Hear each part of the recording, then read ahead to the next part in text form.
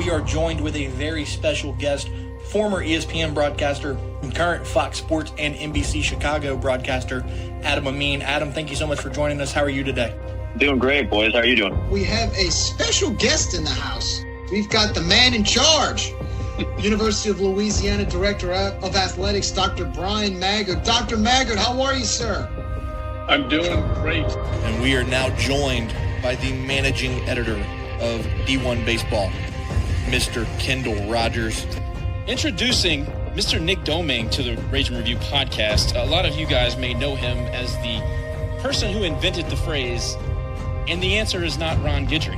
Man, I tell you what, but these candied yams with like the marshmallows in it is about the most unappealing looking gelatinous shaws that I've ever seen. I actually kind of like I really like good cinnamon marshmallow yams.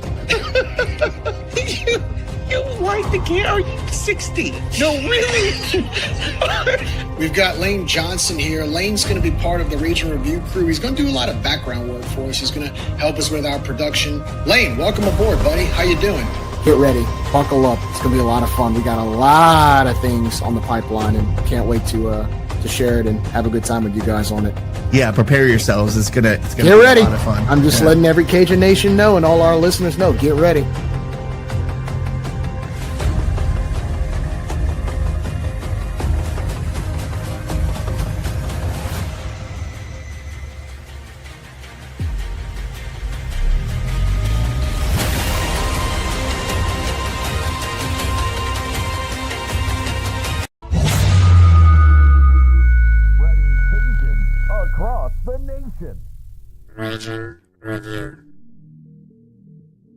The Ragin' Cajuns will be a source of pride for this university, for the alumni, fans, and donors as we achieve success in the classroom, in the competitive arena, and in the community. It's about to get really fun. We're looking for dudes that will stand up. Well, Coach, let me tell you today, I'm here and I'm ready to stand up. And I challenge you, Ragin' Cajun Nation, to stand up with us. Stand up with us. Let's lock hand in hand and let's walk through the gates of Omaha. Hey, I love y'all boys. Let's grind every day starting today. Let's do it. Y'all ready? Alert! Ready? Who's that team ready? Who's that team ready? That's I got one thing to say right here. Cajuns win!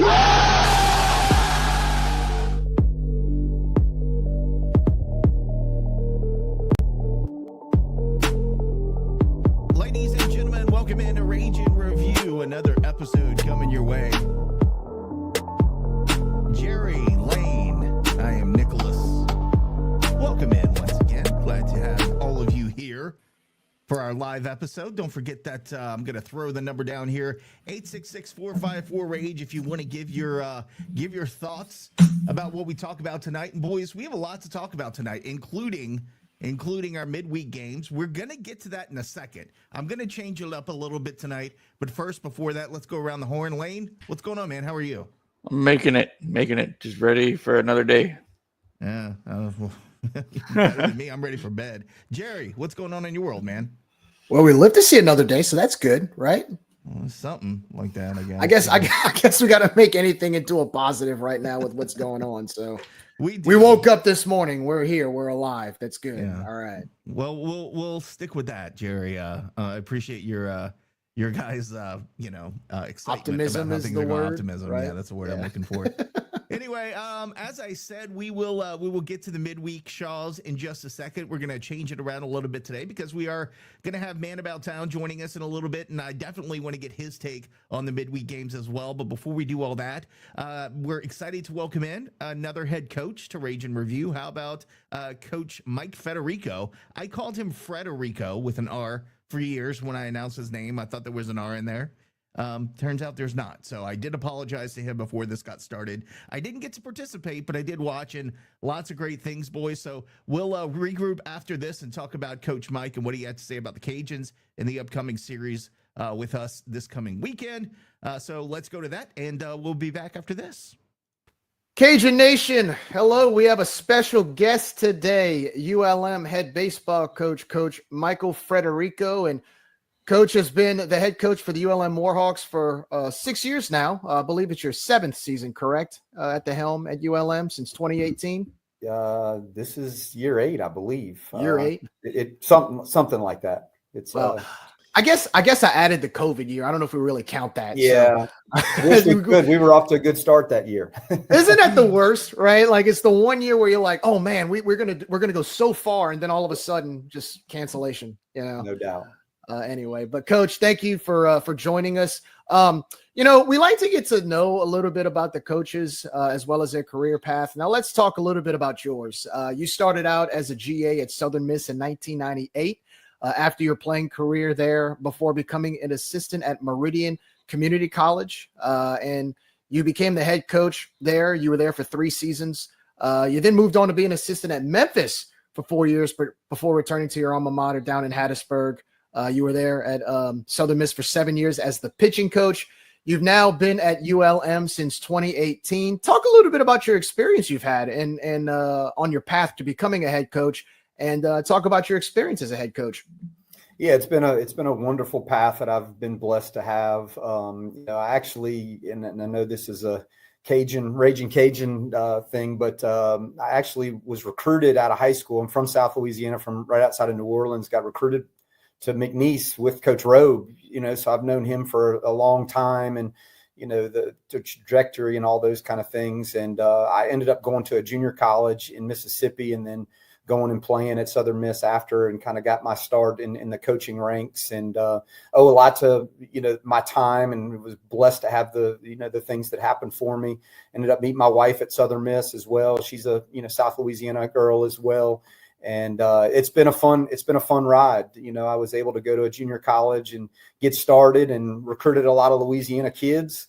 And even used to go to back in the day when Tops and all that started going, Coach Robe and them used to have 75 kids on their roster, and would be, having guys leave in November, December, and recruited some of those guys as well. But yeah, it's been a fun path. Got my Division I start at Memphis, was a recruiting coordinator, pitching coach before going back to my alma mater, and had a lot of success there. My last year in 2017 at Southern Miss, won 50 games, and was able to get a head coaching job here. And in a wonderful league, wanted to stay in the South, and it's been a crazy ride.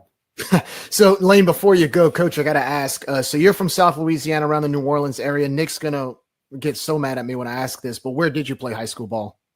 I played at a little small Catholic school called Pope John Paul in Slidell, Louisiana. Yeah, I know Pope. Got one of my good friends went there. Good baseball yeah. For sure. Yeah. Lane, go ahead, man.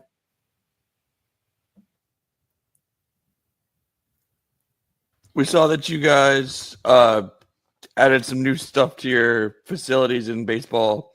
What can Cajun fans expect to see when they travel up to Monroe this weekend? Yeah, it's been the last 4 years, it's been kind of steadily just trying to improve facilities. I think everybody in our league is doing that. And, 4 years ago, we were able to get the turf, and that was a huge blessing for us. And little by little, we've done some, gradual things in there. But this year, when we did the turf 4 years ago, we have a backstop area that we were planning on kind of making a suite, getting people closer to the action and all. And we just kind of set up some chairs. It was kind of a, small steps that we were trying to take. But this year we actually have like the nice leather seats with the ULM logo back there. It's a wonderful place to be able to, be close to both dugouts. You can hear what Coach Deggs is going to be saying. You can hear what I'm yelling at people with as well. And, just like at your place, having a cold beer, a hot dog, and all that stuff's really important. And it's a fun environment, and I think it'll be a little rowdy back there, especially with you guys coming to town. Coach Fed, I appreciate the opportunity to get to talk to you, and I wasn't privy to be in the pre-show, so it's nice to meet you. Yeah, absolutely. You guys successfully passed an athletics fee with the student body there at ULM. And we know all too well how difficult that can be, because we tried unsuccessfully a couple times. And it's obviously a big boost financially for your program as a whole, not just baseball. But I'm curious, since you've been at ULM in 2018, took over, obviously, what was the biggest culture change that you needed to see and have seen in the baseball program and athletics as a whole? Yeah, the student fee that's been a debacle in some ways. I think with a lot of the schools in our state, we actually voted for it my first year here, and don't really feel like we did a really good job of explaining it and all those kind of things. And I think this past year, our new athletic director, John Hartwell, he did an amazing job with just getting it out there and explaining that to the student body. And I think, from the athletic side of it, we got more athletes to be able to vote for it as well. And I think it's something that really all schools, the UL system, I think it should be in place for everybody, because I think it is part of the experience of being just a regular student. I mean, you talk about, SunBelt football games in the fall. And of course, what we have going on in the baseball side, that's been a huge, it will be a huge boost for us to finally pass that thing.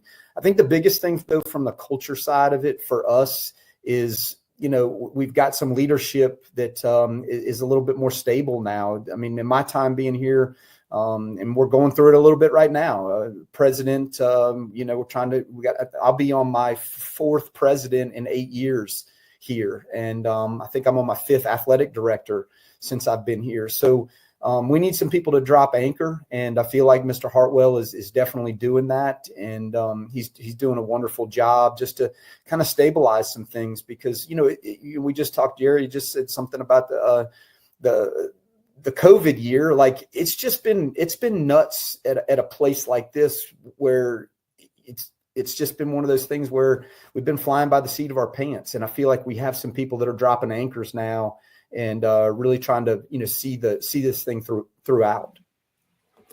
Coach, first of all, congratulations on getting that student fee passed. I know that's like a chore. It's almost like getting a bill passed or going through Congress to get something done right away. That was a huge win, I think, for the university. But let's kind of shift over a little bit to NIL.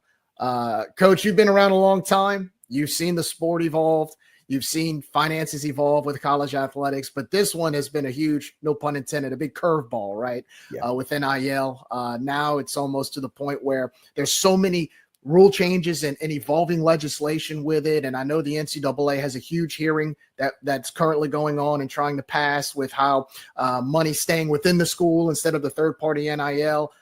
For you personally, the fact that it's changed the game of baseball, what's your view on it? And how do you still get fans and supporters to get on board and in this evolving landscape? Because like we mentioned, you just passed a student fee that's going to bring in some more money to your athletic program. But now, you gotta pay. It's almost you have to pay for players. And sometimes it's going to change the way you recruit, that you're selling, what you got to sell.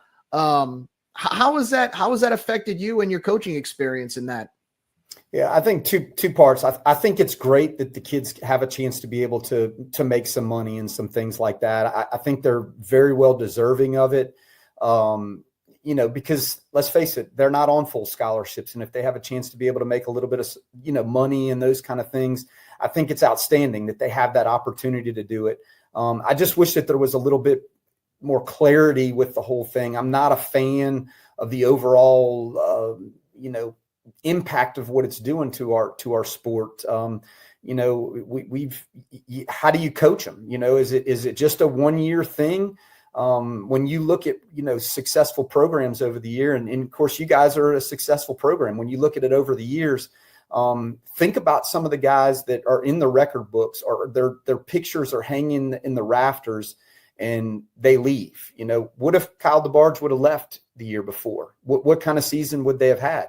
And he probably could have gotten a good bit of money and those kind of things. So I like some of it, but I think that, are there going to be records being broken? Is there going to be a new home run leader that leaves ULM, or a strikeout leader, with all those things? But because money is not everything to me. I mean, the opportunity to, I'm old school when it comes to it. I mean, this is an amateur sport.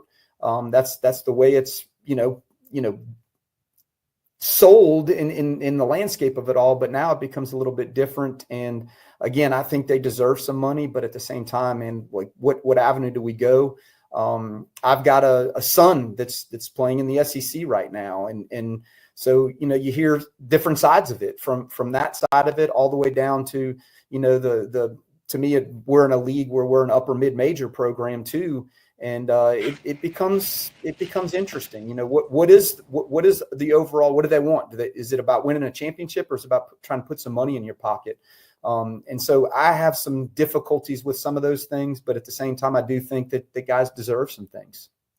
I actually have a follow-up to that question, same vein. And look, I realize that I'm saying this after they just whooped our ass last night, but now that Tech is kind of suffering in Coosa, and that baseball league is not a bad league, but it's certainly not the SunBelt. Has the ULM baseball program seen a little bit maybe more interest from North Louisiana kids, maybe kind of favoring ULM to play in a better league? Have you noticed that in your recruiting trails, or anything you can shed light on that? Because to me, if I'm a guy who's wants to compete at a high level, I want to play in a great league. And I don't think it's even arguable at this point. Coosa is not the SunBelt. Yeah, I think there's two sides of that. I know I'm giving you kind of different sides of it, but Tech with the facilities that they have, I mean, that's they've jumped, a lot of us in some capacities with those kind of things.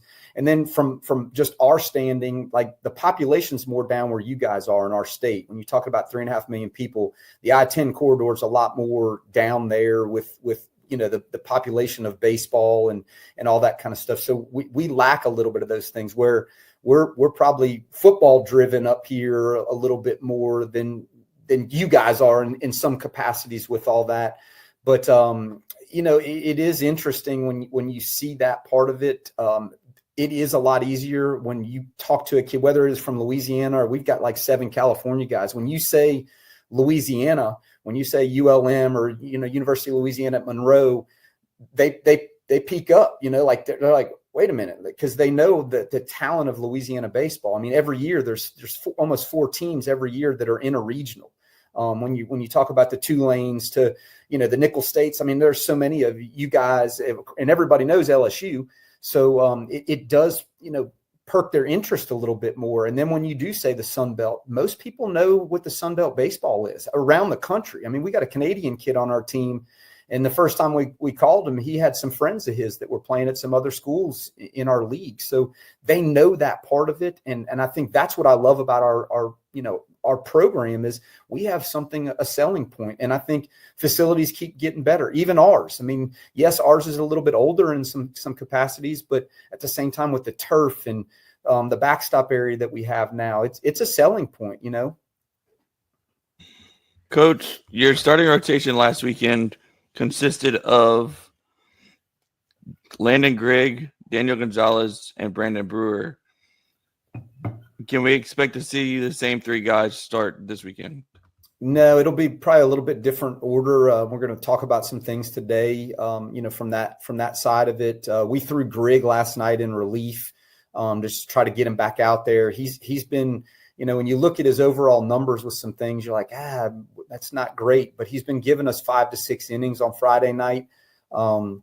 We've had some unfortunate things behind him, but he will not throw on Friday this week. He actually closed the game out last night and got a save against Northwestern State, and we're going to probably put him in relief or potentially start him on Sunday. But the order will be a little bit different, and we're actually going to meet as a staff after we're done, since we had the double midweek this week too. So, we had to use a few more arms and that kind of thing. But Gonzalez will definitely, start one of those first 2 games for us.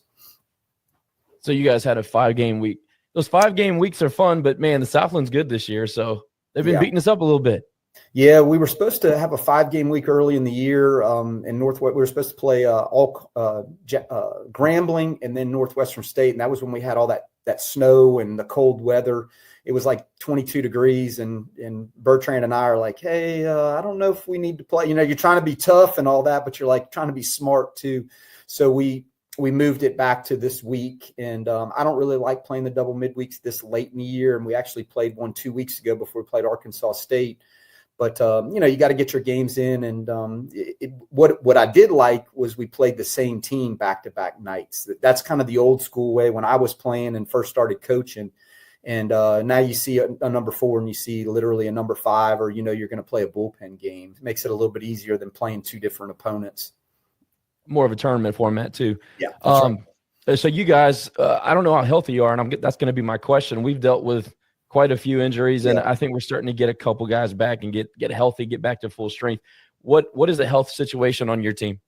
Yeah, we both, I've talked to Seth a few times on the phone. We've kind of griped to each other with what we both have been going through. And that's just, the nature of the business sometimes. But we had 3 arms go down right before the season started for us that haven't pitched an inning, and nor will they. They had Tommy John surgery, and, that's made it very challenging for us in some capacities. And we have 2 middle infielders. One of them is back. He actually DH for us last night, Colby Lunsford. Both our middle infielders have been dealing with a little bit of hamstring and kind of some groin area type things. I'm hoping Lunsford will be available for at least 2 of the 3 games this weekend. And he's kind of a catalyst for us. He was our starting shortstop, kind of 2-hole type guy. And hopefully we do have him back this weekend. But Asani Johnson is still out right now for us.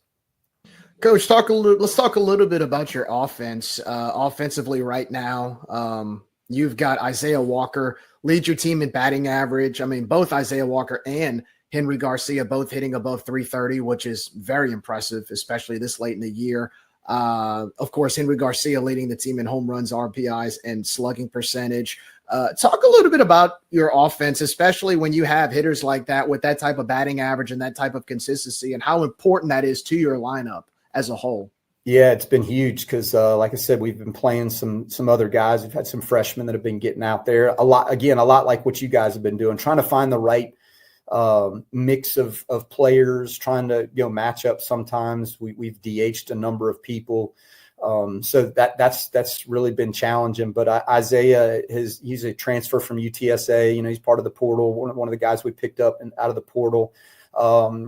Played a little bit of outfield, a little bit of infield at UTSA, but he's pretty much been our everyday center fielder. I think he's played in every game but 2 for us, and he's a mature kid. He's a senior. He's been around. He understands what it is. He's been in a good program at UTSA and been at an offensive place like UTSA, so he's been a great fixture for us. And then Henry Garcia, kid from the Bronx, New York. He actually redshirted at Southern University 3 years ago, and then he went to JUCO in Texas. So we've kind of known about him for a long time. Brought him in this year, and he's been a great fixture for us. Plays right field, and kind of a middle of the lineup 3-4 type guy. And they've both been spectacular for us. And I think that the thing is for us, we're finally older this year. We've got a lot of juniors and seniors that are in our lineup. Have been through the SunBelt, like Cade DuPont and Jake Haggard. They've been through the grind of what this season's like, and I think that's the challenging part of it. 2 years ago, we played a bunch of freshmen, and it's challenging to get through the grind of this gauntlet that we go through. I was talking to another SunBelt coach just the other day, and he made the comment that the SunBelt is like the SEC of mid-majors, and it is. And when you look at it, there's teams that are close. We might be 3 games back, but man, in an instant, it could change. I mean, look at what Texas A&M and Tennessee did last week. I mean, like, anything's possible in this thing, and this 30-game schedule that we all play. And it's nice to have guys like Garcia and Walker that have kind of been through the grind, even though they haven't been in our league yet. They understand that because they're older. Coach, who are some other players that haven't been mentioned yet, either on the mound or in the field, that Cajun fans should look out for this weekend? Yeah, we've got a catcher that's a transfer from Notre Dame. He should catch just about every game for us. His name's Tony Limwendell. Was kind of a role guy at Notre Dame for a couple of years, but did play in Omaha and was part of a team that went there. He's brought a winning culture to us as well. Michelle Artsberger, I'm sure all the Cajun Nation knows him. He's been here for, I think, 12 years, something like that. Played 2 years at JUCO, and he's been here with us for 4 years. So he's in his 6th year, and he's our first baseman. He's spectacular defensively. He's kind of back and forth with the offense, but man, he's been on a good second half for us as well. We've got a freshman named Major Brignan that's been kind of playing shortstop for us. That's been stable there. And then Bryce Blazer we brought in last year. He was a transfer from North Carolina. Again, another guy that was in a winning program, and he plays left field and kind of a middle of the lineup bat. It's been hitting in the 3-hole for us as well. Coach, I know it's easy for fans to get caught up on results, and a lot of people are result oriented. And at the end of the day, you're hired to win games, and we deal with that here at our programs as well. I'm curious about this though. One thing that I really love about the Louisiana baseball fan in general, but ULM fans, Louisiana fans, Tech fans, all of us, we can appreciate good baseball, and we typically know the game. And we're all adults here, so we can talk about what's going on with both teams. When you see a Louisiana struggling, you see Louisiana doing things like running out 7 freshmen against Tech last night. Does it give you an extra pep in your step when you're getting ready to play the Cajuns? Are you able to go in there, fire up the dugout? I'm curious as to what is the point of view from a ULM standpoint when you see the Cajuns maybe not necessarily putting their best foot forward at this point of the season? Do you get fired up, maybe extra little something about it? Well, it's funny. After the Sunday game, we lost on Sunday to App State, had a chance to win the series, and we didn't play good on Sunday. And one of the conversations after the game was the week that we're in right now and playing Northwestern State, which is a team that we've played more than any other team in the history of ULM. And then we've got you guys for this weekend. And then next Tuesday, we got Tech. So, you're playing a bunch of Louisiana teams this week, and there's a pride thing. There's something about being an alum of whatever institution it is. And there's something about, like here, everybody says it's ULL, it's not UL. And it's it's just Rec Tech or whatever it is that's in there. And it's funny because even last night after the game, I was up there doing the post-game radio, and we had probably 11 of our guys that were talking with the Northwestern State players. And I knew that we had, 2 or 3 guys that played high school with them. And so there is a pride thing about that. There's something about playing people that you're accustomed to playing and growing up with and all those kind of things. And there is a culture here, and it is, it's fierce. And there's something about it because we don't have so many pro sports here. So college athletics, and in particular baseball, is very big in our state. I mean, let's face it. Like I said, when you talk about all the teams in our state that have been to Omaha, you guys are one of those. And there's an expectation for the UL fans to, be in a regional and be in Omaha. It's talked about. And, we haven't had great success here over the years. We've been to regionals. 2012. So it's an expectation that we want to get to a regional, and you don't have to necessarily win the league to get there, because you can put your best foot forward. You can finish 4th in our league and still get there. So I think there is an expectation from our program, and that's why I took this job, because I felt like, man, this is a place we can win because of what the SunBelt brings to the table. And I love the rivalry, and I expect it's going to be hostile this weekend. Are y'all playing some young guys? Yeah, but at the same time, it goes back to when you look, Kyle DeBarge played as a young guy a couple years ago. Gunnar Leger played as a freshman a number of years ago. How do you build culture and how do you build programs and stuff? And typically it's hard to do it at places like ours by just buying a team each year. Maybe you guys are going through a little lump right now because of those things, but man, I know a lot of those kids. My son played with a number of those guys. I traveled on the road with a couple of those freshmen and their parents, and I know some of those kids, and there's good players there. Now they're going to take their lumps because it's college baseball. And the average age of our kids, probably 22, 23 years old, and y'all's is probably 19 or 20. So it's just one of those things right now. And I know he's trying to be patient with them, but at the same time, you got to win baseball games. And I know it's challenging because I'm in the same boat. We're at 500, a little less than 500, and I've got the same expectations, and I've got an older team. But, do I expect to compete with you guys this weekend and get after it? Yes. I love your coaching staff, and, I could go drink a beer with them after. But when we play, I'm going to want to rip their faces off just like they're going to want to rip my faces off. And that's what I think is fun about, playing UL or any of the teams in our state. Josh, real quickly, talk about the hate. Sometimes hate's good in sports as long as it's clean, right? I'm a pro sports hate guy. you got to have it. If you're not a competitor, if you don't hate the guy you're playing against, I'm sorry. As far as I'm concerned, that's how it should be done at all levels. I agree. I mean, let's face it. If you and I were going to go play wiffle ball right now, I'd want to, crush you, but we'll go drink some Kool-Aid after and have a good time, go swimming or whatever. But I love that part of it. And look, man, we're passionate about our institutions. I mean, people here that graduate from ULM, there's a pride thing about it. And I think our institution has things that are better than yours when you talk about academic stuff. Like if you want to be a pharmacist, you're not going to UL. You're coming here, and if you want to be an engineer, you're going to your place, not ours. So there is a pride thing about that, and I think that's what's fun about college athletics. And to go back to the NIL stuff, let's take all that stuff away. There's a pride about both of our institutions, and there's a chip on both of our shoulders because we have to do more with less. I mean, it is what it is. We don't have the money and some of the things that what LSU has, but at the same time, there's a passion, and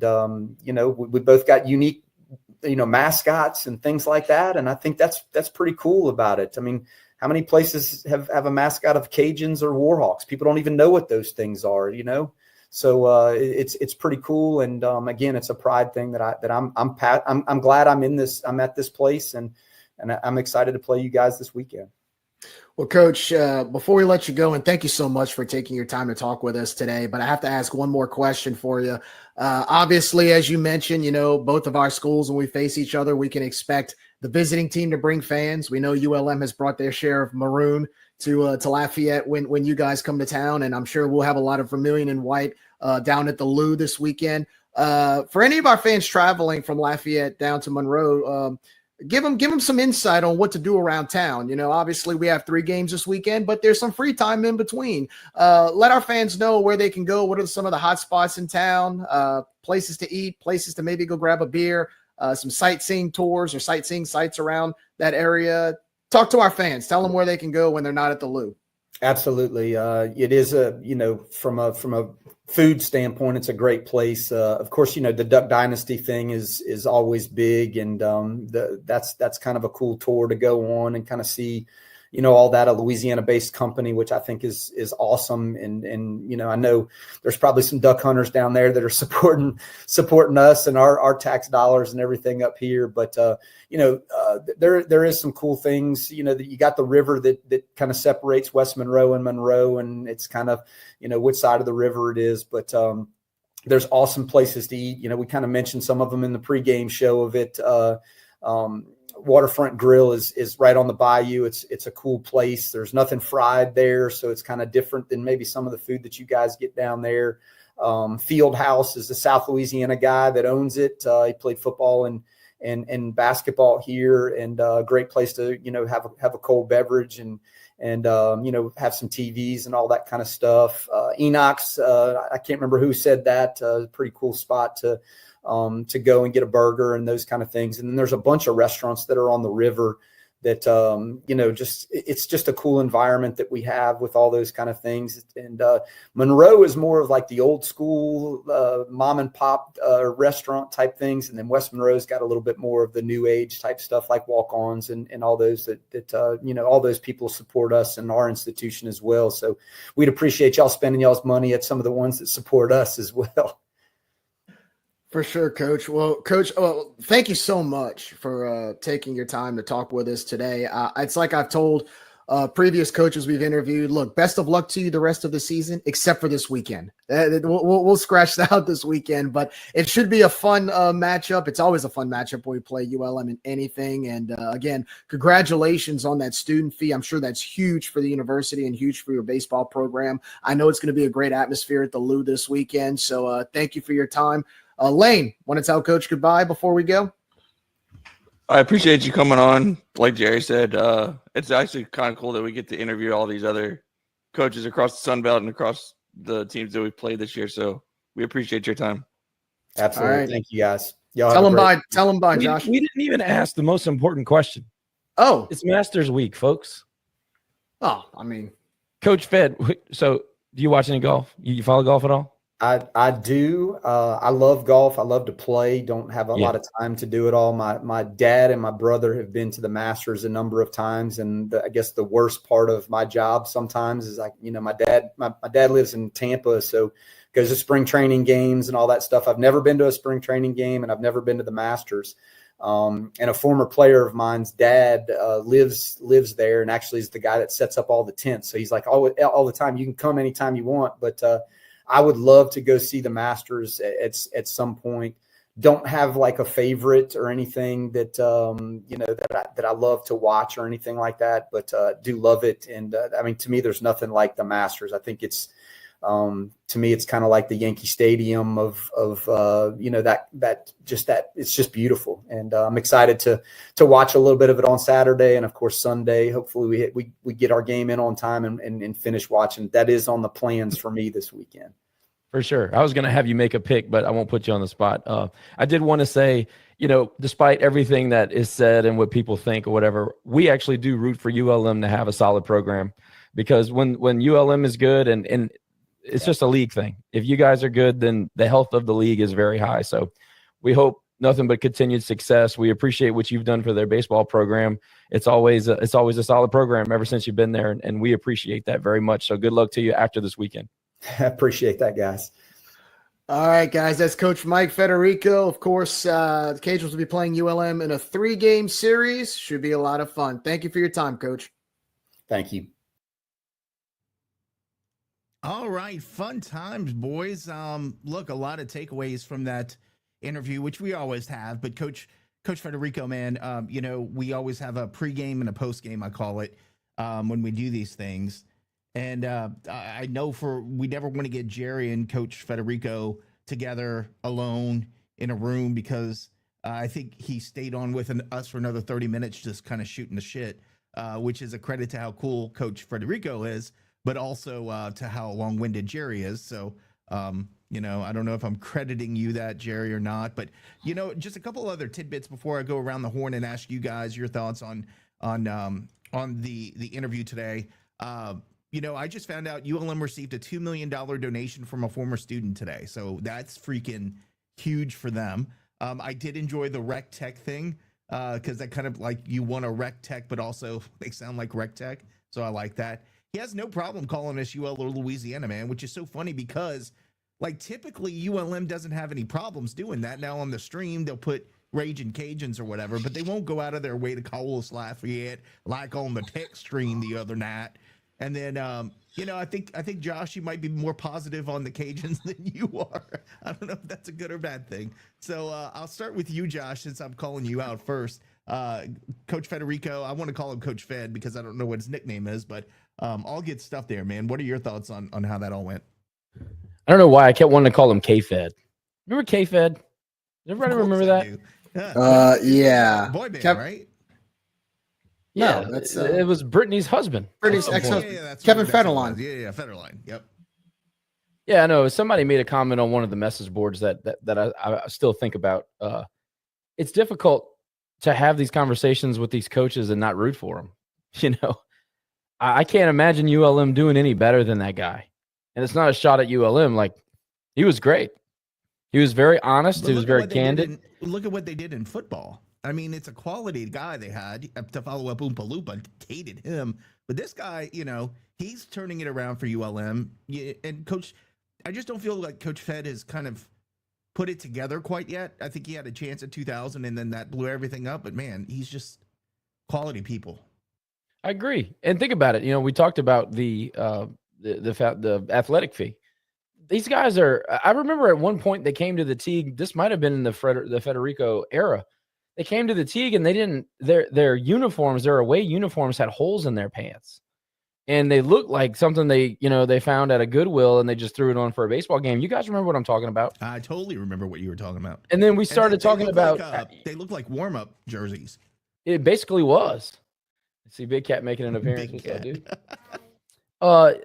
Yeah, I mean, you can't tell me that the level of play at that program hasn't increased in the last 7 to 8 years. I mean, yeah, they still had some lean years, but even 2 years ago when they came here, it was last year when they came here, they put up a good fight. And then the trip before that. I mean, we were a couple of pitches away from losing that series. He's going to battle. The team is, agree with Ryan. I thought his hat was sick. I mean, they have a couple of pieces of swag that's come out lately. I think he's talking about your hat, dog. Oh, yeah, dude, my hat is always on point. I mean, let's be honest. But I actually think that Coach Fed's hat was awesome. I wanted to ask him about it, but we ran out of time. But, look at their uniforms for football. Their alternate the bomber uniforms. I thought those were great. And they have a couple of a Nordique. I am a Nordique. Where if you're an Acadian, you're essentially Canadian. Correct. So you got to root for the Canadian Hockey League, of course. But to get back to it, I mean, I just thought he was so good, and I love the perspective of how they recruit and how you can clearly see that he might be a Southern Miss grad, but he's all ULM all the time. He believes in what he's doing, and at that level, at this level, and at that school in particular, you have to believe. And I think their new AD Hartwell is actually doing a really fantastic job. If you look at their sports across the board, since he's taken over, they have all taken a step forward.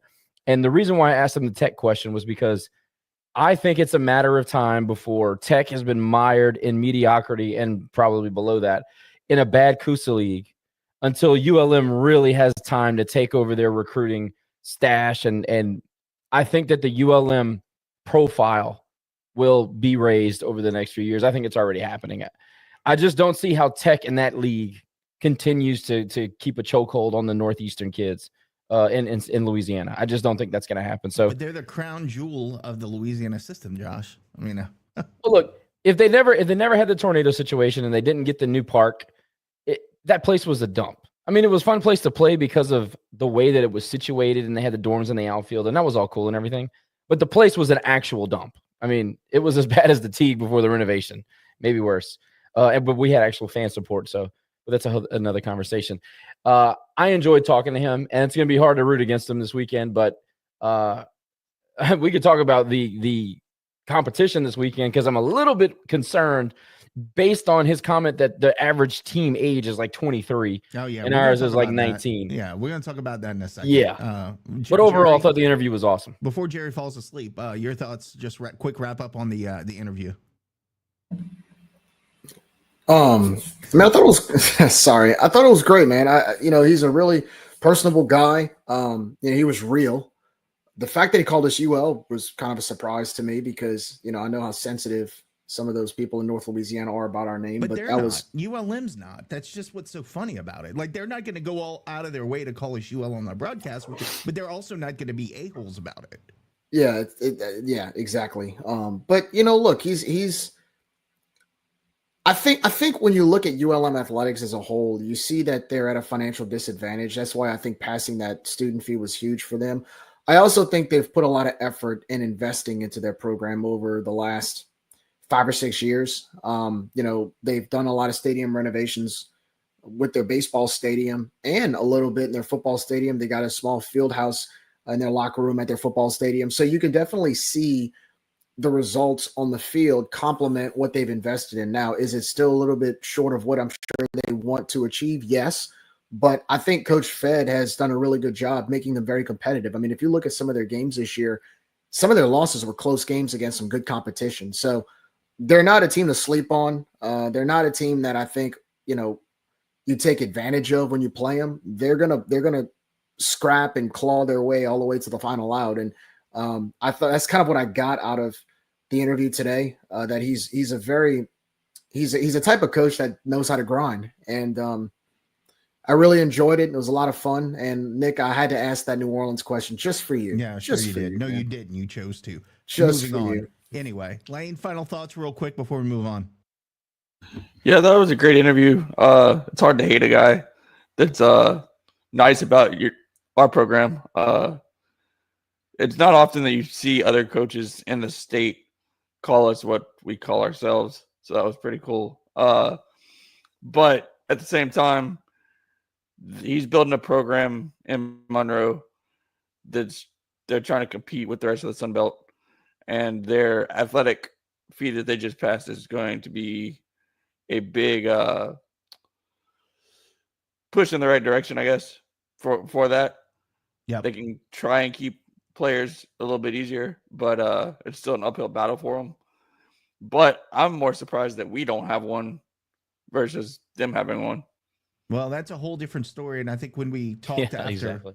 after we talked after the broadcast, I think he gave us some clues as to why it passed this time, and probably something that our university needs to consider. So, if they come on here and talk to us, maybe we could pass it along, but they don't talk to us, so whatever. Moving right along, let's talk about ULM and the Cajuns this weekend. Just highlighting a few key statistics that I pulled up. Very similar teams. I think the biggest discrepancy that we see there is in strikeouts, where Louisiana is striking out 288 batters. I'm not going to say how many strikeouts we have batting, but this is pitching wise. We strike out 288 batters this season versus 236 for ULM. However, if you look at the opponent's free bases, we give away a whole hell of a lot of free bases versus ULM. Still high, but nowhere near as high as we are. Probably ranking in the top 10, no doubt, in that case. So, Josh, you were talking about or alluding to this weekend how much of a tough matchup it'll be. I think it'll be a lot like Texas State. You're going to have a team, probably not with an a-hole on the mound, but you're going to have a team that knows that they can beat us. They saw it last weekend. They saw it this week. They are gritty. They are going to, play a lot like Texas State because we're a lot alike. And I guarantee if we give away those free bases and look at the fielding percentage, I mean, we're at 964. Now they do make their fair share of errors as well. But if we give free bases, give free passes, allow defensively them to stay in the game, if we have a lead, then we're in trouble. Josh, I'm a little bit not feeling great about this matchup this weekend. Well, I think there's a differentiation on how we play midweek versus the weekend. You've seen some consistency on the weekend from a few guys. J.R. Tillett comes to mind, obviously Simo. I think that you see the majority of our colossal mistakes happening on Tuesdays and Wednesdays. So while we do have way too many free bases given up, I think the majority of that damage has been done in the midweek. I do not expect to give them a ton. Yes, we'll give them something because that's just who we are right now. But I do think we have a pretty distinct advantage when it comes to Friday, Saturday, and Sunday starting pitching. J.R. Tillett continues to get better the more opportunity he gets. Herman, obviously, it was a little banged up earlier in the season. I think that he's finally back to full health, and he's in a groove right now. And I like to watch him pitch when he's in a groove. He's very effective, especially when he's got an umpire back there that's giving him the black. It's kind of going to – I think it depends more on the umpire than we even really talk about with Herm. But if he's getting that borderline call, he's unhittable. Simo. ULM doesn't have anybody on their roster that can match up with Chase Morgan. I'm not saying it's a guaranteed win. I am saying that it is a guaranteed advantage. If we can get in there and he can go out and be himself, I don't know what his road splits are, but he's been really damn good the last few starts. I would say the last two starts before the injury, and then this last two starts since he's been back at full strength, essentially. Nobody on ULM. They've got a couple of guys that can obviously put some power into the ball. Their slug is not where it should be. Obviously, their team batting average is not great. Based on the stat that you just produced, hitting 254 as a team, I know that everybody's going to say, well, we're young, we're injured. I get that. 254 as a team with this coach is just really bad. I mean, it's awful. That's an awful number. And if we don't hit the damn baseball this weekend, we are very likely to lose, regardless of what kind of starting pitching is one thing. If for whatever reason ULM is able to get Chase Morgan in high pitch counts and he gets run in the 5th or 6th inning just based on pitch count, and we can't close it down in the back end of the bullpen, and we can't produce runs like we haven't many times this year, we're very likely to lose that game. I would say the same thing for Herm. If he's not getting the borderline call, and if he gets his pitch count elevated and we don't come back with some run support, there's no reason why ULM at home with some of their older guys can't outlast us. And J.R. Tillett has been gold every time out, every Sunday that they've given the opportunity to go pitch. If he has an off day, or, I bet if we're all being honest with each other, we probably pencil in J.R. Tillett for 2 or 3 runs given up. We're not the type of offense that is going to go out there and get 5 or 6 guaranteed. That's just not who we are. So none of these things, even with these stats put in front of us, none of these things are like given. We're on the road. We're playing against an older team. and we're not playing good baseball right now. Whether it be the young guys or the old guys, anything is possible. Yeah, and that's I just want to set everybody up for that. Don't go. Oh yeah, ULM. That should be three. That should be 3 in the win column. Well, that's just not how it works. No, so I agree, and that's why I wanted to show the stats to show how close we are in so many of those categories. Because I'm feeling like it's another Texas State type of weekend for us, and we're not great on. I think we've only won 2 games on the road this season, and now we're going on the road to Monroe. Yeah, so we'll see how that plays out. I'm with you, Josh. I think Friday night's going to tell us a lot about what we do this weekend, because I'm with you. If Simo's pitch count is high, we bring in Hammer, something happens, he's not getting the calls, then we have to start going into the bullpen on Friday night. That's going to make for a long series, in my opinion. Well, even Hammer, Nick. I mean, like, yeah, he's had some nice outings, especially lately, but there's some inconsistency there still. Well, yeah, even when he's had that nice outing, I mean, you have to consider he loaded the bases the other night. He got out of it, but he loaded the bases before he had to come back and get out of it. So I need some consistency there because, again, free bases, walks, hit by pitch. Do you want to take a guess? I think our bullpen is the linchpin of the series. And that's wild to say at this point, but I really believe that the performance of our bullpen is going to decide whether we win the series or not. What are you saying, Lane? Do y'all want to take a guess at what our road record is? It's like 2 and 10 or something like that. 2-8. Yeah. And we're 14-12 at home. No. Anyway, so that's what we have to look forward to this weekend. But again, guys, fantastic job with Coach Federico. I did want to go back in time because we kind of skipped over it, Josh. I wanted you to be here for this, where we talk about the midweek performances by our team against UT, RGV, LMNOP, as well as Louisiana Tech. Obviously, it ended a little bit better. I guess if that's some consolation against Tech than it did last time, because we didn't get run ruled. So that's great. Yay. But we did drop both games. And going back to the UT-RGV game, maybe I should just call them Rio Grande Valley. I don't know. It's just hard to say. But going back to that game, you saw some positive things early in the game. And then we started doing what Bad News Bears came out to play, Josh. And then when they got behind, there was a little fight in them, but you just kind of felt like once RGV got ahead, like we were done. Like we were not, you felt like all the air was out of our tires that we had in that game. Just your overall thoughts on that Tuesday night game, but it was just kind of par for the course in midweek for us. I think it's the way that it happens. It looks like a finished product for 7 innings, and then you kick it around and you give free passes and you walk people, and you don't get the ball out of the infield and they score 3 runs and you look up and you're losing again. It's like, how many times can a team go through something like that and still believe? Oh, and by the way, they let us back into the game with some of their own, I wouldn't say mistakes, but just some weird things happened, and we got back into the game because they allowed us to. Otherwise, it would have been worse than 9-7 or whatever the final score was. Well, that's what this offense needs. We've talked about this on the show before. This offense at this point needs something from the other team in order to stay in a lot of these games. That's a fact. You can go back and look at the stats. We have enough data on paper at this point. It's obvious. If we have to fight our way out, it's tough. It's rough. It doesn't look easy. But I just think that the way that it continues to happen, Nick, I mean, it goes back to not playing complementary baseball. It's the pitching shows up and then the defense kicks it. Defense shows up and pitching can't throw a strike. Pitching and defense show up, we can't hit the ball out of the infield. It's just one of those things. It's like every time you feel like you're getting traction in one area or another, somebody somewhere in one phase of the game lets you down. And I get that a lot of that is the youth experience. I get a lot of that. Look, Owen Galt, I talk so positively about. I think he probably is my favorite guy on the team. I love watching him play baseball. He's got grit. He's got fight. He has all the things, all the intangibles that you want in a player.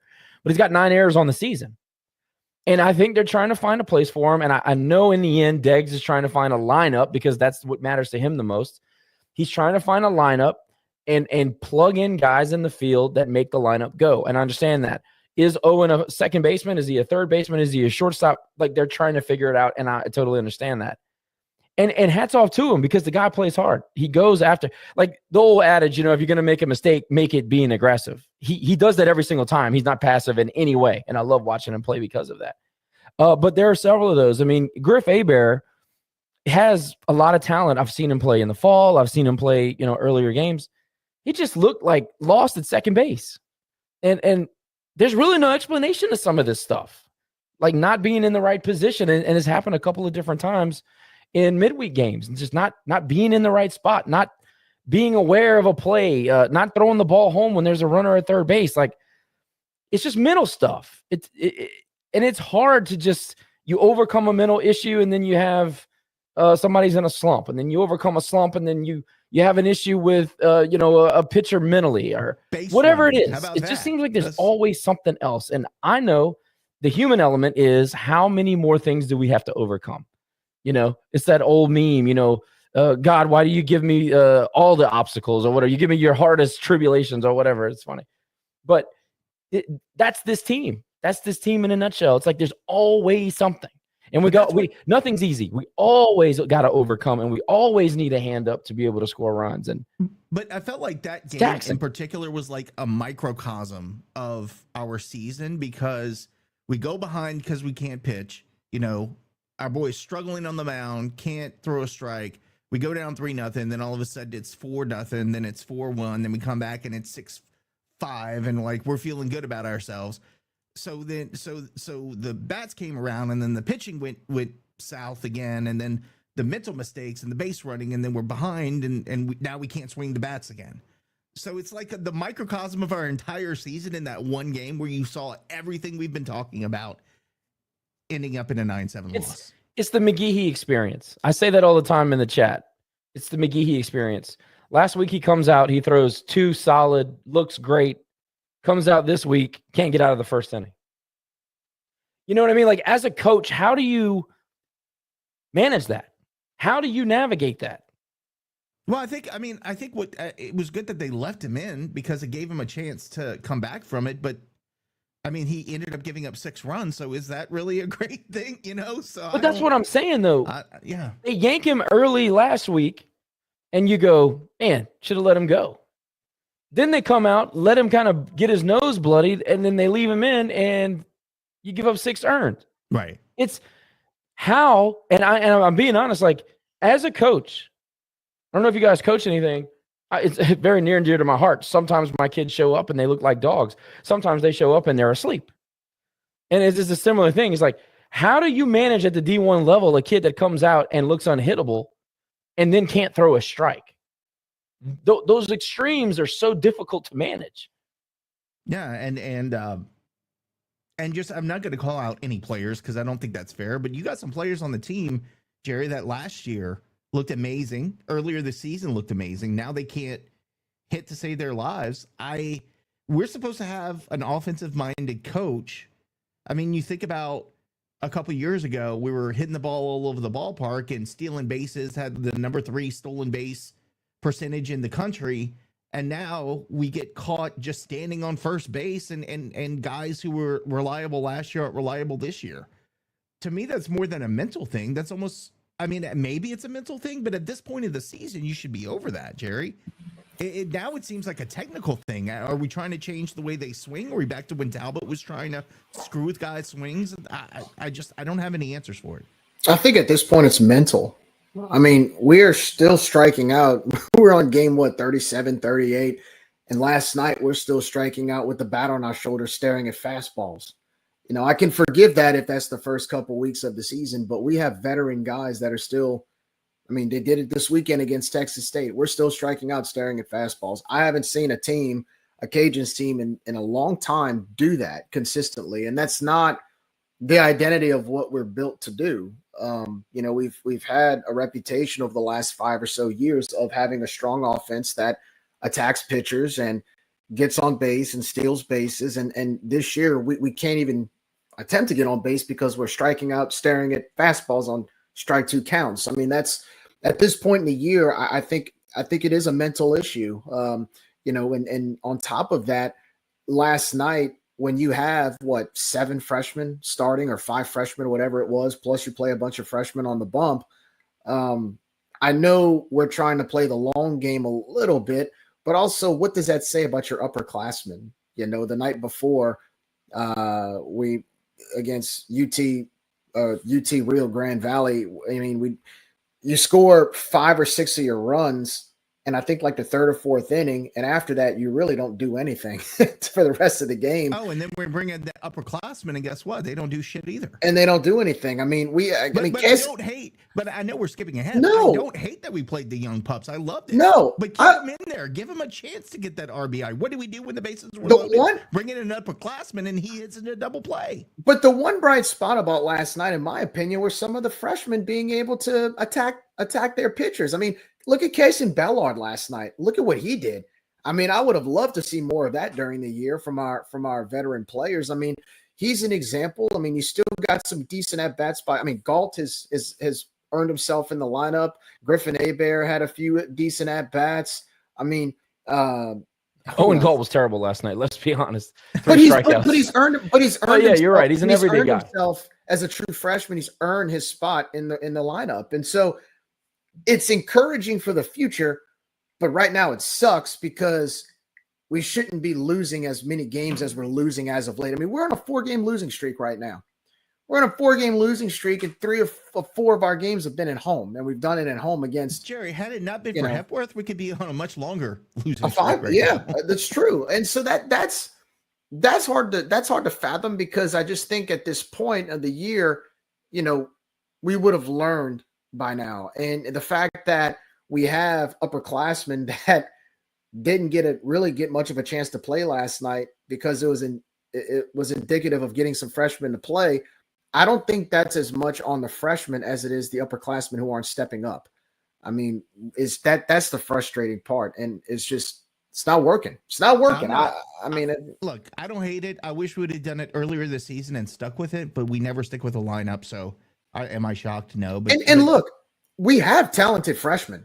We do, but they're just not ready at this point to get where we want to go. It's going to take they're time. Sitting on the bench, Jerry. Like the midweeks are when you're supposed to have the kind of lineup we had last night. In my opinion, give a Jose a rest and let Poosh be behind the plate. We just started doing that a couple weeks ago. That should have been all season. Y'all know what's crazy? Last night we go to Tech. It's 10-7. We give them a game. Meanwhile, last week Tech comes to the Teague. We almost get run ruled with our veteran lineup. So we played better. We played better with a bunch of freshmen and sophomores and a bunch of freshmen on the mound. I mean, look, Osteen pitched well. For the 3 innings he pitched, he did a good job. It wasn't horrible, but it was decent for a freshman against a good team that can hit. I thought we played a better game with the freshmen and sophomores. I mean, that's just in the words of somebody old and Southern, that baseball. I mean, every game is different. But still, guys, that's not a good sign this late in the year. Well, I have an opinion about the older guys. I'm going to say that I'm going to back Deggs on this, but believe it or not, like I said this 3 weeks ago, and it's fine. It's like it finally clicked. These midweek games mean absolutely nothing at this point. Correct. You got to run these different lineups out to see who can play. Because if you're going to make a postseason run, it's going to come in the conference tournament. Who can pitch? One thing that we found out last night, again, consistency is something that we've lacked. Osteen can pitch. He consistently gives you outings. So that's definitely something. Now, I know the kids hit. They hit all right, but we really scored 5 runs. I know we got into one late there. What was it? I forgot who hit the homer. Was it Higgs? It was Higgs. It was Higgs. I mean, he ran into one right there. You got a 5-run lead, guys in there to throw strikes. Really, the youth scored 5 runs last night. So while we're sitting here throwing them a party. Just saying, Blaine Lucas, my boy, scored 2 runs last night. And we had some nice at-bats by the young guys, and I'm happy about that. Coach these midweek games like you got nothing to lose. I'm happy. I got no problem with that. I'm not even going to really diagnose that. That UTRGV LMNOP game, that was ugly, but at the same time, that's a quality club. And their quality depth at pitching at this point is better than ours. So I'm not, whatever. It's a loss and I hate losing, but I understand it. But my point about the older guys, I think we forget sometimes that this was supposed to be a step up. This was supposed to be Get away from regional. This was supposed to be a step up. Guys like Lee, guys like Drew, Markle, who wasn't here last year but came from a big program, and I promise you he got the lecture. We have expectations here and all that stuff.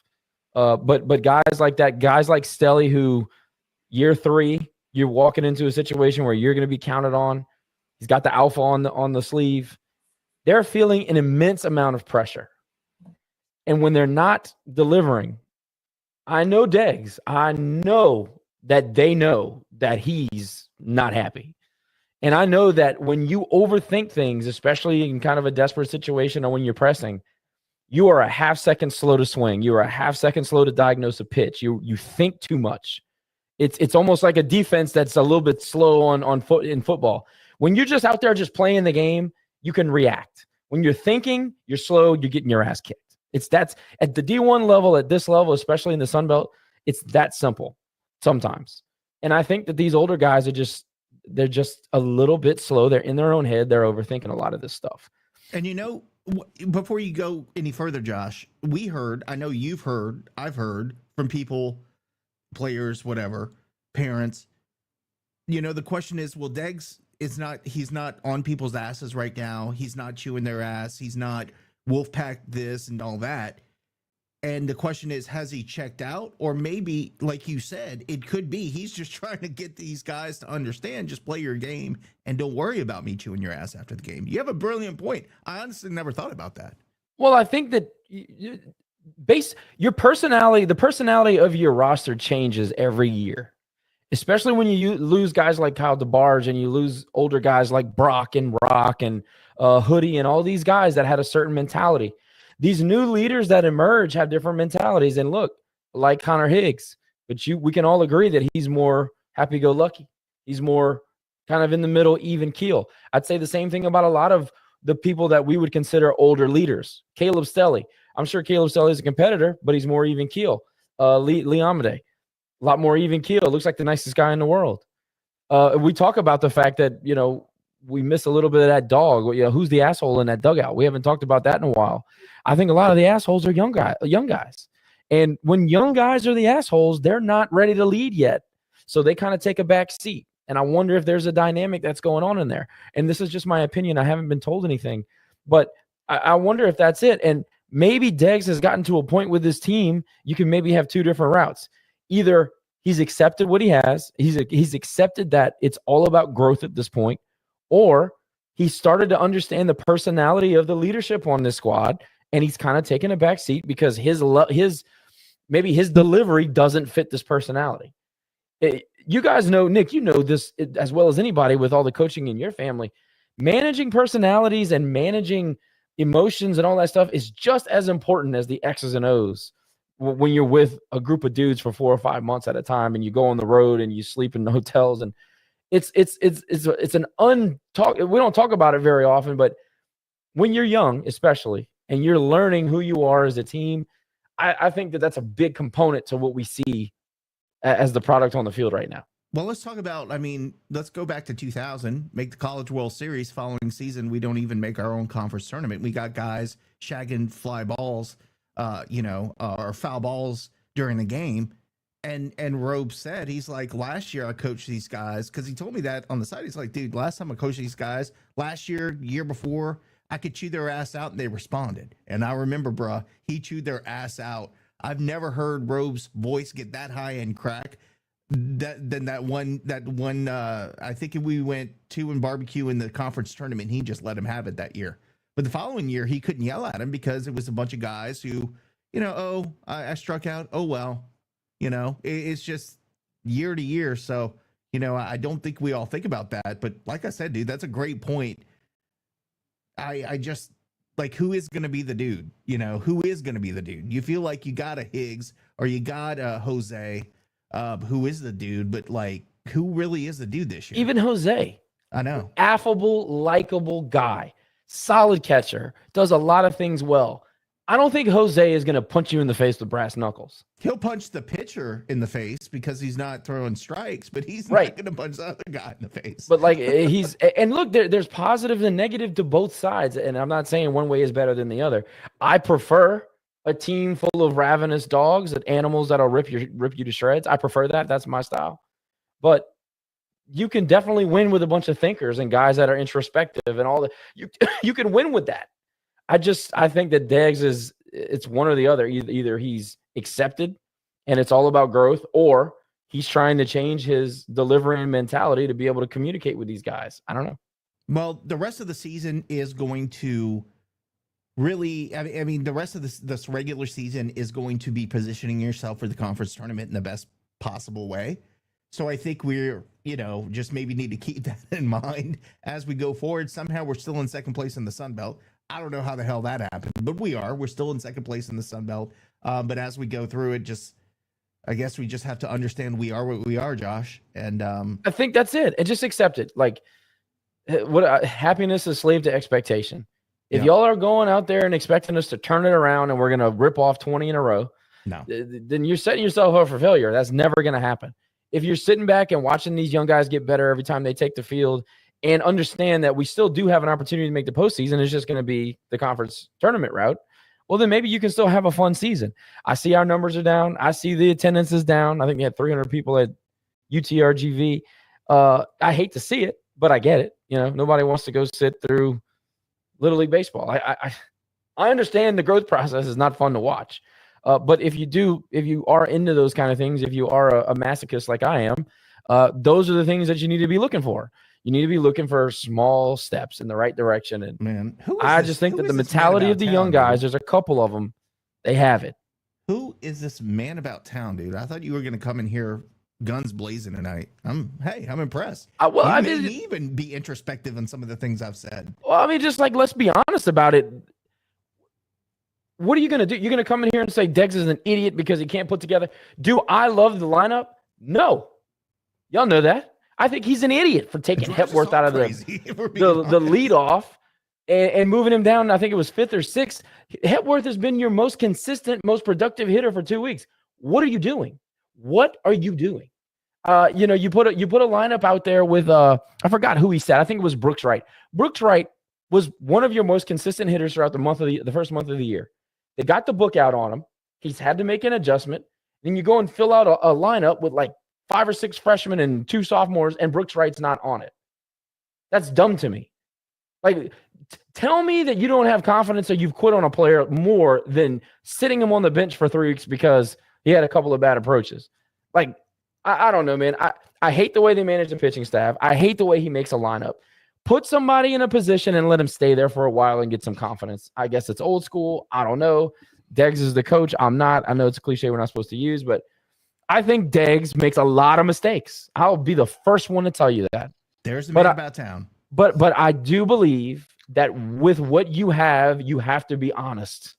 And at this point, it doesn't do any good to get on here and start screaming that Deggs is an idiot and that we've missed on recruits. And no, I don't think that. What I really believe is that we have real players on this team, and there's obviously a learning curve. But the real miss, I don't know, I don't want to call it a miss. The real issue is the gap between the leadership group and then the young guys that are producing. That there's a big gap in the dugout from where we typically see ourselves getting better and better. I agree with you. Brody Leger saying lost to Tech, McNeese, blah, blah, blah. Could we still be called Louisiana? Look, Brody, I didn't mean to say blah, blah, blah is insulting. I'm just saying that you named all the Louisiana teams. No, look, our Louisiana name has nothing to do with that. 2 years ago, we won literally every championship at the SunBelt. You know, sometimes you have to pay the piper, and I feel this year in diamond sports, in all sports, we're kind of paying the piper. So, yeah. That's absolutely right. It's cyclical. It all goes round and round, you know. And I was talking to a guy today, and he said, we were so spoiled because our shortstop pipeline has been absolutely insane. Sick. Yeah. And DeBarge graduates, and, you thought you had Cuff there, and then we make the move to recruit Owen Galt because he was going to be a shortstop, and then you get Markle in the portal, and you have a plethora of options, which is great. But there's one Debo. And there's one Blake. How many games did Debo win for us last year? Think about it. He won that Southern Series for us.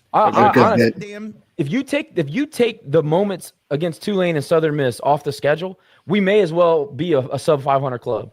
Yeah, that's how big of a difference that kid made. I agree. Crazy. Well, but you didn't just have Debo. You had John Taylor. You had you had Pastor. You had who else? Lane. But LP. But when you look at Debo, he's a guy who always was your spark plug. Always got us, ignited that spark in the team. You don't. I love Higgy. He hits the shit out of the ball, but he's not the guy that's gonna, get in your face and kind of pimp around the bases. Debo would, JT would. And guys play for that. Guys play for guys that play like that. Exactly. Right. So I don't know that. And again, I love Higgs, so I'm not shitting on Higgs because I think he is definitely one of my favorite players. But he's not the guy that's going to get guys riled up that I can see. Now, I may be wrong. He may do it, but from what I see and versus what Debo did, you just felt like Debo, when he sparked the team, like everybody was following behind him. Even Jose last season, you remember that? Like if Debo was hitting, freaking Jose was hitting. Like it was contagious. And so you just. But also, Nick, on that same note and kind of circling back, that team played with confidence. Yeah. This team cannot play with confidence because they can't get traction and they have no identity. Shit, we eliminated Texas. I mean, think about that. We got what's his name fired. We eliminated damn Texas. Like, I don't think confidence. I don't think people realize how big of a deal that was to end the Texas Longhorn season last year. And you did it. Not only did you end it, you destroyed them. I mean, because we had expectations. We knew what we were. We still don't know who we are, Jerry. That's the problem. We don't know who we are this part of the season. No, and the problem personality-wise. And we could talk about, Dags changing the lineup and who's going to play here and there. But then at the same time, if you were to go 1 through 9 right now, and you've seen some of the freshman production, I mean, look, Kason Bellard, I know it was one game, but I'm looking at him and I'm like, where's he been? And if you look at 1 through 9 at a consistent pace, at a consistent rate, could you really make a 1 through 9 lineup comfortably with confidence that this 1 through 9 lineup will be able to produce? Because right now I don't see it. Let's do it next week. Can't. That's your homework, bro. Come up with a 1 through 9. Let's talk about it. Let's do it. Yeah, it's a good idea. I could. I mean, Josh. People like to fuss at me because they think I'm the coach. Oh, you're not the coach. Blah blah. I bet you I could score runs with this lineup. I bet I could. All right. Well, we're gonna let's do that this weekend. Let's put our heads together. Let's each come up with our lineup. We'll compare next week. That'll like old school fantasy baseball when you write it in. I'd be down for that. Anyway, all right. I'm not going to talk any more about Tech because they're losers. And how about the guy with the US beat USL? Oh, we're so cool because we still live in 1980 up there, man. Like it's like they still talk about the Karl Malones and the Bradshaws, and I get it. They're good players and they had legacies, but at the same time, it's like you still live in 1980. Karl Malone. We live in the present. Like funny, that's the one funny thing that Jimmy Kimmel did. Hi, I'm Karl Malone. I mean, look, the basketball team hasn't been in the dance since like 1990. The football team hasn't had a winning season in 6 years before COVID. The baseball team is the one thing that they have going for them. The softball team, I can't remember. Still never won a regional. I can't remember when they made a regional. Well, I mean, when's the last time that basketball got into a regional the Cold NCAA War tournament? Yeah, Cold War. No, that's what I'm saying. 1990 was the last time they went to the dance. How bad with those uniforms? Oh my god, that was terrible. They wore Rustin, which is even funnier. That's even funnier. Like they like to call us Lafayette. They literally wore jerseys that said Rustin on them. I did laugh at the meme or whatever somebody posted today on X that said something about like Tech was bragging about like we killed something. And the response was, yeah, you also killed your dog, and posted a picture of the article that is harsh, where they man. literally killed their mascot back in 2012. So that was well, they love to call us Lafayette and make fun of our identity crisis or whatever. But then they have Rustin on their jerseys. They got Jack on their football helmets. I Jack. really don't care. I think they don't understand that we don't think about them unless they do something really funny and then we play the video. We really don't. That is true. We really don't. As I mentioned, we're what are we? Are we second place in the SunBelt Conference Lane? We're tied. Tied for second, I believe. Yeah. Yeah. So I'm not going to go through those standings because nothing has changed. Literally the same it was as last week. So tied for second in the SunBelt somehow at this point in the season. But you know what? We will take it. Speaking of X, some funny stuff going on X this weekend, and somebody sent me something really funny I did want to share. Now, I'm not going to take credit for this because I'm not nearly this witty, but did want to share some things. There's this there's this Chat GPT or something thing going on, and I don't really know what that's all about. But bear with me 1 second. I've got a picture of what somebody sent me, and it's pretty freaking funny. Let's see. Downloads. I don't know what the heck. Let's see. Open. Let's see. There we go. Yeah, okay, so this was actually funny. I don't get the Karen reference. I don't know if you guys do. Why does Karen look like a 70-year-old man? I don't know, but this was actually this made me giggle a little bit, and I know that we also play an audio version, but they have the I guess the action figure they're coming up with, and they have one for Bob Marlin. Book of Excuses is kind of funny. Wow. I'm sure there are others out there that I've seen. I requested Amiga's one, and nobody did it. Oh, that's kind of lame. Maybe that's homework for next week, Lane. We have to do. I don't know how to do these, but yeah, that was pretty funny. So wanted to share that because I thought that was hilarious. And as we wrap things up tonight, because I got to tell you, I'm tired and it's been a long day, and you guys had a long day. Talked to Coach Federico, but a couple of things I did want to wrap up with is we have Easter upcoming, and I'm sure we're going to talk before then. But my question to you all is, we're going to be playing Thursday, Friday, Saturday games next week. Thank you, Roe, because he was a big factor in that for the SunBelt Conference. But one thing I want to go around the horn on, I'll start with you, Jerry. I swear to God, if you say candied yams, I'm going to... Anyway, Good Friday, as you all know, my parents do a boiled crawfish deal, and you guys are all invited to that, so that should be fun. So what are you guys doing Good Friday besides maybe coming to the Domangs? And then what are you planning for Easter Sunday as far as a menu and what your guys do as families? So I'll start with you, Jerry. What do you got planned for this next upcoming weekend? Yeah, so Friday, we're going to try to come to your family's crawfish boil if the schedule works out. We usually try to eat boiled crawfish or some type of seafood on Friday because obviously it's Good Friday, and being practicing Catholics, we try to stick with that tradition. On Sunday, we're probably going to get brunch now that Allie's 3, and we got the whole Easter thing, the Easter basket and everything, a surprise for her. And so we'll go to Sunday Mass, and then we'll end up usually go to brunch. We'll try to find a place around Lafayette that has brunch and get to kind of enjoy it as a family. And then the rest of the day, just kind of lay low. I know there's no baseball or anything, so we just try to spend time as a family. And I think after that, we might go down to New Orleans and visit some family for a little bit before heading out to the beach. So, it's always a blast. We always have a good time. And I'm actually, Nick, I'm going to throw it back at you. I guess I also want to ask, what's your favorite Easter candy? Those little, it's the chocolate, not the gross little eggs. You have the milk chocolate eggs with the Robin eggs, the hard candy. It's really good. Those are good. I don't like the other ones that taste like malt chocolate. That's disgusting. I like the milk chocolate eggs, and then anything with peanut butter. We're good.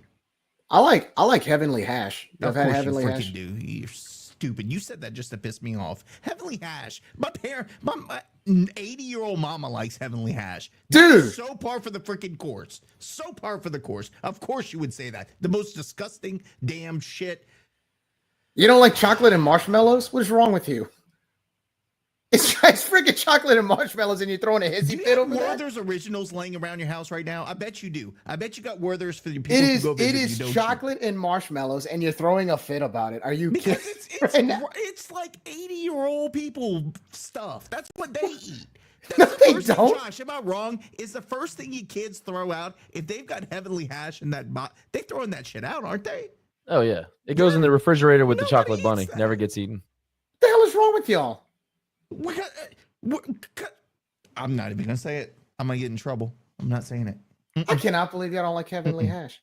I can't believe it. Nobody with sense likes Heavenly Hash. Again, do you have Werther's Originals? I bet you for Halloween, he gives away those little strawberry things with the little strawberry candies. With the goo. Nobody knows what they're called, but they're wrapped like strawberries. You know what I'm talking about? With the little jelly in the middle. No, I don't give that. Is Jerry Abear right there. His house smells like mothballs, I can tell. Josh, they are good though. They're delicious. Josh, Nick. Go ahead. What are you guys' plans for the Easter weekend? Those strawberry candies actually kind of go hard though. Thank you. Well, I do like kind of those. agree with you on that, but I don't have them laying around my house. Jerry has them in his pocket with no wraparound with the lint stuck Werthers, to it. yeah, exactly. Screw y'all, man. Heavenly hash. Man, I don't know. Like, I'm not a big Easter person. And also, this is going to be a freezing cold take. I know we should start doing a segment, but I think crawfish is disgusting, so I typically avoid it. Oh, I know, because you offended me the last couple of years, but Yeah. I had My good bad. whiskey, so it didn't matter. Wait, why are you not grilling him right now? You don't like the 7th inning stretch. You don't already like crawfish. knew this. You get Yeah, on I already me knew. about I mean, liking Heavenly Hash. Well, A lot of people don't like crawfish. I'm not going to hate somebody for that. Thank you. well, some people like Heavenly Hash, but you have no problem just nailing me to the wall. Some people in a under the nursing age home, of Jerry. 80 likes Heavenly Hash, Jerry. Like there are people under 80 that don't like crawfish. Anyway, stop talking. Go ahead, Josh. Yeah, so the crawfish. I know a lot of people do it on Good Friday, but we don't typically do it. And then outside of like a massive Easter egg hunt that we do at Catherine's parents' house, I want to probably try to get some golf in. And that's really all I care about for Easter. Easter is a very confusing holiday. Did we not agree on that? We got religious stuff, and then we got a bunny, and then there's a lot of different things. I have the funniest story. I don't know if I want to tell or not. I don't know. It's hard. It's hard to reconcile to kids. The kids are like, I'll get You gotta such share it trouble. now. I guess I can't say that. I don't want to make anybody too names mad. people, Lane, go ahead. What are you doing for Easter weekend? So I'm gonna try to come to y'all's crawfish boil, but I usually get together with some friends. We either go out to eat for brunch or we do a crawfish boil on Easter Sunday as well. So it all depends on what's going on the rest of the weekend. Definitely watch some baseball, You can but ask looking forward Josh. to it. My crawfish bowl is a lot of fun. My mama cooks. I mean, Oh, it's a good time. 80 things. It's a good she time for bakes sure. like 400 things, and then Josh's wife shows up, and Catherine bakes some freaking biscuits. Whatever. Out of nowhere. It's a good time. No, the bigger Me and Nick question. polish off a fifth. oh, Dusted man, or not dusted? of course, it's dusted and steamed. Yes, almost said the F word. That's a stupid question. Like people don't understand. I hope my neighbor's not watching. He watches this. He did some boiled crawfish this weekend. And I'm like, so when you're done, because he's never got it, like he does everything I do as far as soaks it for 20 minutes after boiling, all that good stuff. He's got that down pat. But when he drops it into the chest, I'm like, do you put a little seasoning on it? Because it's never enough. And he's like, oh yeah. And he took out some slap your mamas and kind of sprinkled it and closed it. And I'm like, bruh. Like you got to put the crawfish boil on top of it. You got to kind of shake it around and you got to let it sit there for about another 15 minutes. Soaks up those juices. See, Ryan's making a big mistake here. He says, I'm no longer invited to the crawfish boil. I'm the guy you want at the crawfish boil because I'm not eating it. No shit. That's more for me.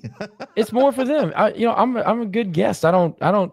Some of these crawfish boil people will go in there and just like, damn what everybody else wants. Doesn't matter if they're, I don't know how the bags and sacks work or whatever, but I know that typically like one person will eat 4 or 5 pounds of crawfish. Well, yeah. And it's 30 somewhat pounds a bag. So you're looking at about 60 pounds and 2 bags of crawfish, right? Some of these greedy bastards will get in there and just like knock out 10 or 12 pounds of crawfish. And you're like, dude, we paid for what sucks for me, dude, X amount. Is that when I boil it and when I do all that, like by the time I'm done, I'm not hungry. So like everybody else is eating that stuff, and I'm like, I'm not even hungry for this shit. I don't know how you eat it after you smell it all day. I don't That's what I'm understand it. I saying. think it's disgusting. We can have this conversation before we get off of here because everybody's going to get mad at me for, anyway. So if it's so good, like if crawfish is so delicious, right? This is the question I've had forever. Why do you season it to death almost to where you can't taste it? Dip it in that mayo, mustard, whatever the hell it is, that dip shit. This is so nasty. Why is it so delicious if you got to do all that? And then most of the time you're hammered when you eat it. So do you eat canes? Is crawfish really good? I don't think it is. Do you eat canes? Oh, sometimes, not often. Yeah, and you dip it in the dip, right? You eat French fries and you dip it in ketchup. Take it or I leave mean, it. it's just kind of a thing. Like onion rings, you like the little dip. It's the same thing. It depends. I mean, with crawfish, if it's seasoned well enough, I don't, But I like the taste of crawfish. Like the yeah, like crawfish I don't. taste, I do like it. What does it taste like though? Have you ever had just crawfish, no seasoning, no sauce? Well, have you ever eaten a hamburger with no seasoning? Like that would be Absolutely. disgusting. I lived No, in Cheyenne, you're Wyoming weird. for a year. Of course I did. Well, then you got used to it. I mean, that ain't my fault. Oh, it was so bad. That was more or less not your choice. The point is that like if it's so good, it's like a steak, right? The steak is delicious. If you like the steak, taste of steak, you grill it. You don't need much. Some people out there throwing A1 on it and Worcestershire on it. No, you don't need much if it's a good steak. I mean, it depends. I mean, you got to put some salt and pepper on it. You got to put some With crawfish. I just got on to see Josh has chosen violence tonight. Yeah, I mean, I'm just asking a question. How come we can't ask tough questions on the show? I just want to know, why is it that you got to season it to death and then I'm a liberal? To death? You don't have to season it to death. This guy. Well, it's already dead by the time it gets to the water. You season it back to life. I don't know, but you're just seasoning it to make it. I mean, just like anything else, you season French fries, you season everything else. It's not my fault you lived in Wyoming and they didn't season for shit. That had nothing to do. That was with just an example. I'm just saying. Like you season it if it's so good. Like when I eat fried shrimp. When I eat fried shrimp, I can eat fried shrimp just the way it is. I don't need salt. I don't need. No, there is salt and there's seasoning. Additional. In the fried. I'm not saying additional. No, I don't need additional is what I'm saying. I don't need a sauce. I could just eat it the way it is. Well, what you're saying is crawfish the way it is. But what you're saying is why do you need to eat the crawfish with any type of seasoning? Why can you eat it naturally? Well, the just thing like is, I wouldn't eat shrimp just without seasoning. There's a lot of foods. Sorry. That's not what I'm saying, but I don't want to get too far down this road. No, you down the road. We fixing this shit. Like wrong. I try crawfish regularly. Like it's not something that I tried 15 years ago. Was like, oh, this is gross. I literally try it every year. And here goes my phone. My phone's gonna start ringing and text is going off because I already got RC texting me separately here. I don't know what he's saying, but I don't want to get distracted. No, the joke I had. He called me a liberal, so it was a story about a guy that was very religious, and dude was never ate meat on Fridays. Well, I got two stories about him. Never ate meat on Fridays, whatever. And then one time he was so excited because we had they had the fish fry guy. He would come to the Teague, and he had we had Fat Pats that night with the burgers. So they had the burgers, but he couldn't eat it. So he saved it because he knew at midnight he'd be back in the SID office and he'd be working, so he could eat it right at 12:01. Mm-hmm. And during the game, Duga and I took out the patty and put a piece of fish in it. So at 12:01, he's sitting there doing like this, and he says he opens it, realizes it, and just throws it against the wall and gets all pissed off. But another story I have about that same guy, you know him, Jerry, is that we would always, give him shit because he was very religious. And look, I love Jesus, but I drink a little. But he was like religious. And we respected it. But then it's also, he's one of the boys, so we had to make fun of him. And one of the jokes was like, he was so awkward that we were like, well, how do you do dirty talk? Like, how do you do foreplay? And it was an Easter weekend. We're asking this question. I'm like, do you go to your girl and say, hey, baby, want to see me rise on Easter Sunday? And that always stuck in my head as one of the most awful things I've ever said to anyone in my life. But he appreciated the joke. We're going to get canceled now. Way to go, Nick. Well, no, but it was a joke. And I couldn't resist. I had to tell that story. That's funny. That the whole fish fry thing is one of the greatest sacrificial loopholes in the history of the world.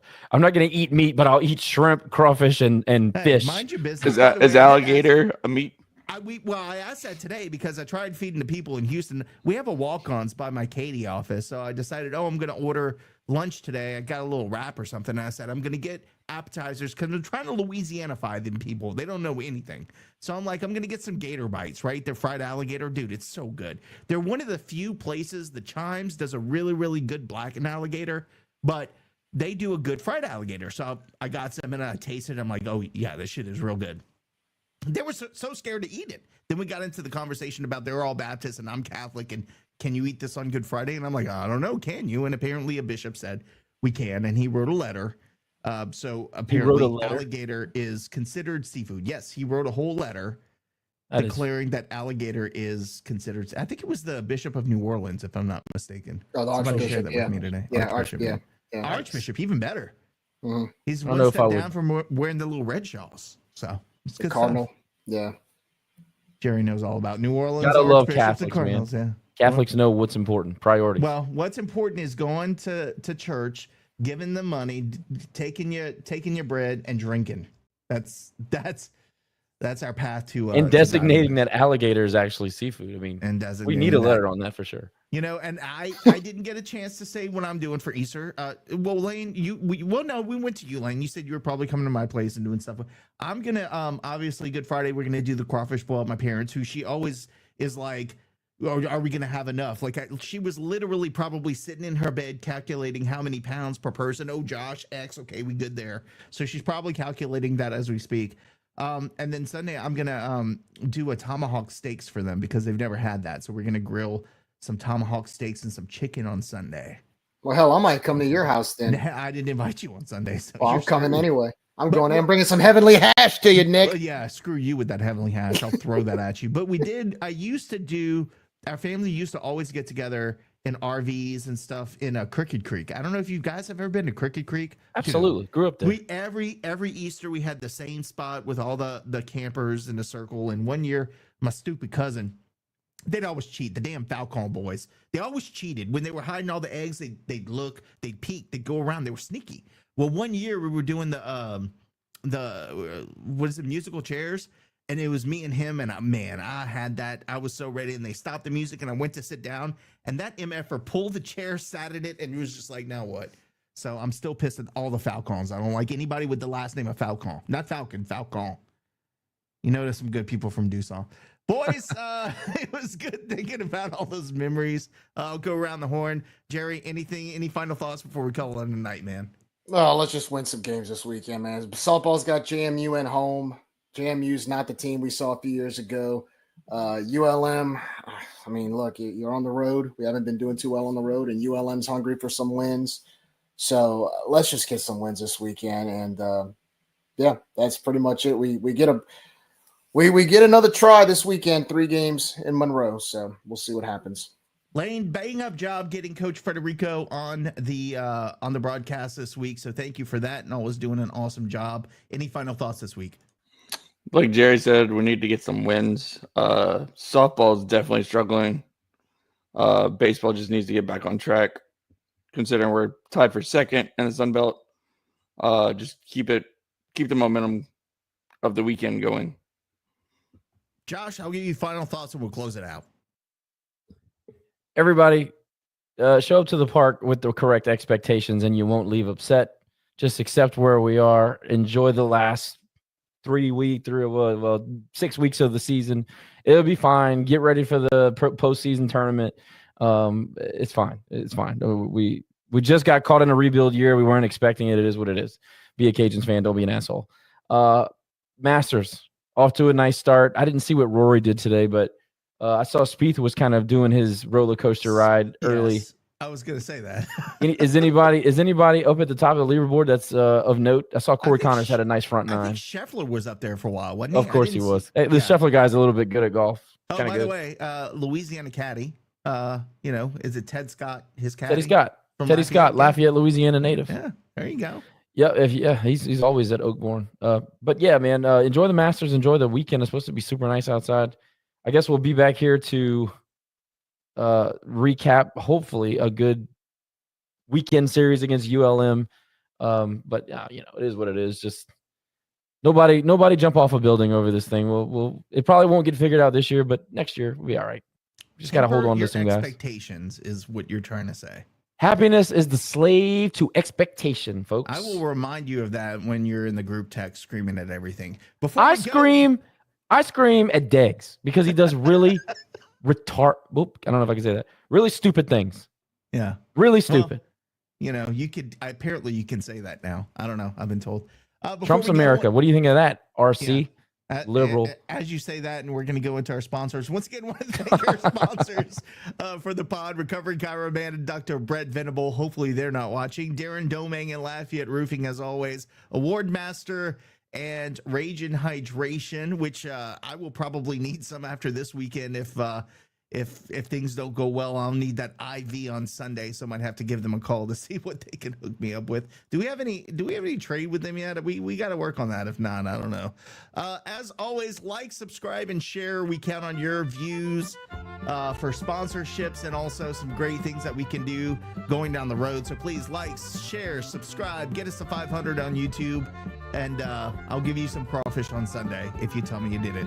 For Josh, for Jerry, for Lane, I'm Nick. Have a wonderful rest of your night. We'll see you after this weekend. And as always, go Cajuns.